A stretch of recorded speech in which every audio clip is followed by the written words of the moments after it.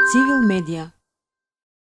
26 август 2019 година. Вест на денот.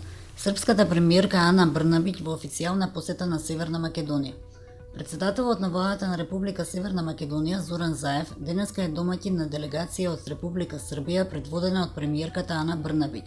Посетата на Брнабиќ започна со отварањето на One Stop Shop на граничниот премин на Бановце Прешево.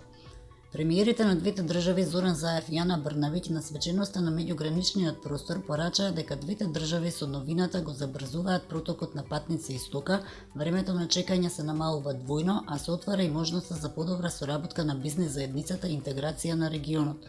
Брнабиќ, освен со Заев, се сретна и со председателот на Република Северна Македонија Стево Пендаровски. Почна средбата на работните групи за законот за јавно обвинителство.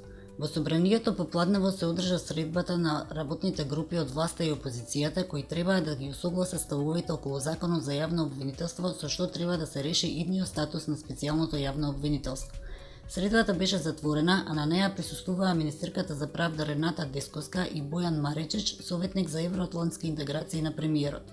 На средбата присутни беа Сонја Мираковска од СДСМ, а од ВМРО ДПМН Антонио Милошевски и адвокатот Тони Минковски. На средбата не се постигна напредок во разговорите меѓу власта и опозицијата, иако законот утре влегува во собраниска процедура. Рекет.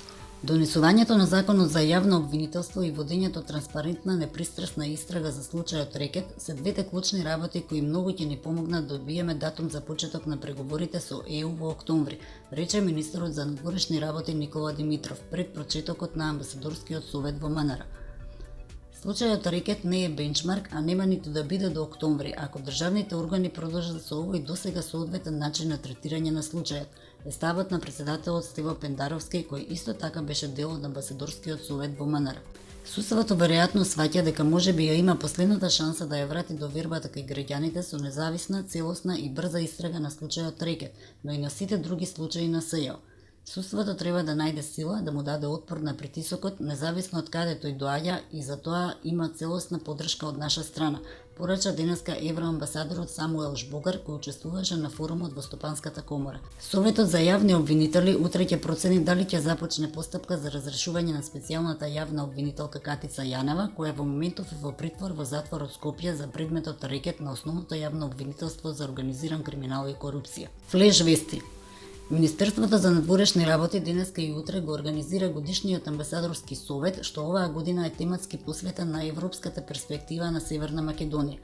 Безбедност и здравје на работниците на работното место, национални услови и европски перспективи е темата на 6-та сесија на работната група 2, социјална политика и вработување, поглавје 19 од Националната конвенција на Европската унија во Република Северна Македонија. ЗНМ СЕМ и Стопанската комора ќе потпишат меморандум за соработка за саморегулација на онлайн медиумите во Северна Македонија. Цивилни активности. Цивил интензивно продолжува со активностите на терен. Во текот на утрешниот ден, тим на Цивил ќе ги посети Градско, Росоман, Кавадарци и Неготино.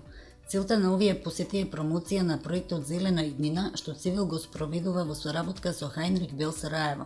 На инфоштандовите, граѓаните на овие 4 општини во директна комуникација со тимот на Цивил ќе може да ги споделат своите идеи и размислувања за социјалната правда, зелените вредности и антинационализмот, но и како тие се поврзани и влијаат на општествените промени. Мисла. Правда сепак ќе има. Криминалците успеваат долго да останат на слобода, живеејќи живот како што само можат да посакуваат вистинските бизнисмени од западните земји, кои мораат да работат најмалку по 10 часа дневно за да опстанат во суровиот свет на капитализмот.